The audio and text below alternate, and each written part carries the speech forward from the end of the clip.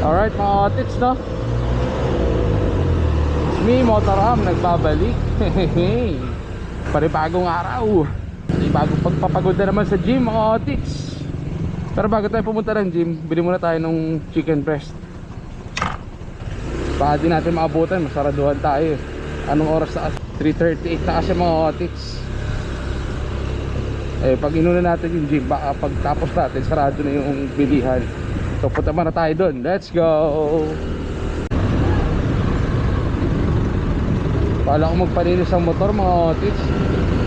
Kaso tingnan yung panahon, no? Hindi maganda, hindi katulad kahapon.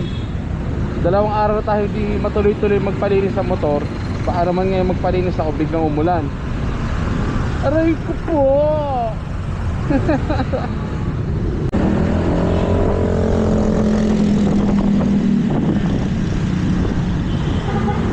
Yun, bukas siya.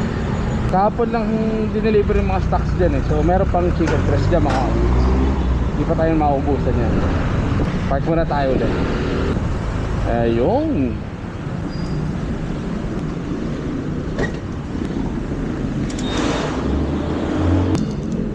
Lock natin. Makalimutan.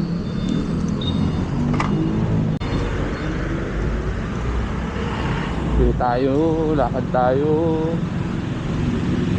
Basta pa yung mga tao rito. Ang weirdo na itong lalaki ito ah. Lalakad na helmet. Nandito kasi yung camera eh. Malapit lang naman yung parking tsaka doon sa pagbibila natin.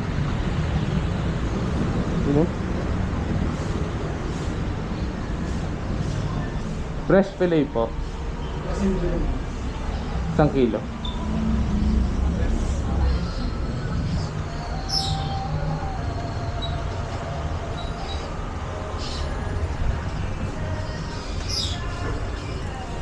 Magkano ka? 260. 260? Alright. Breast fillet.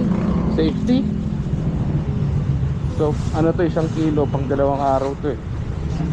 Bali ano ba ngayon? Tuesday. Friday pa ulit yung next na bili natin na ito mga otits. Sana may stock pa. Biyahe ulit. Yan mga otits oh. Bago-bago. Parang hiwa. Sa pusa kaya yan? Hindi ko lang nakubera saglit. Nakasalis eh. Oo, may sumabit dito. Trip.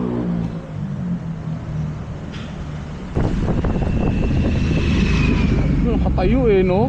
Nandito tayo sa gym, mga otits. Tayo siya eh, no? Sikat yarn.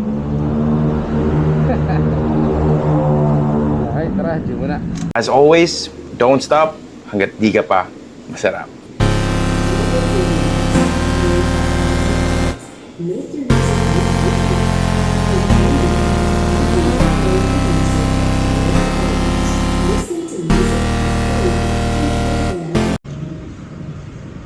Alright mga otits, tapos na tayo ulit mag-gym. Uwi na. Another day na natapos ating pag-gym ah.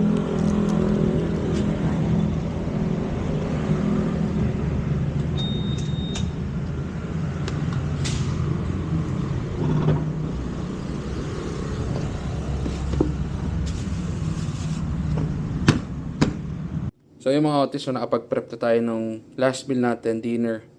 Ayan, so parang gawin natin 3 months tayo magaganyan na puro chicken breast, egg, tsaka 200 grams ng rice every meal.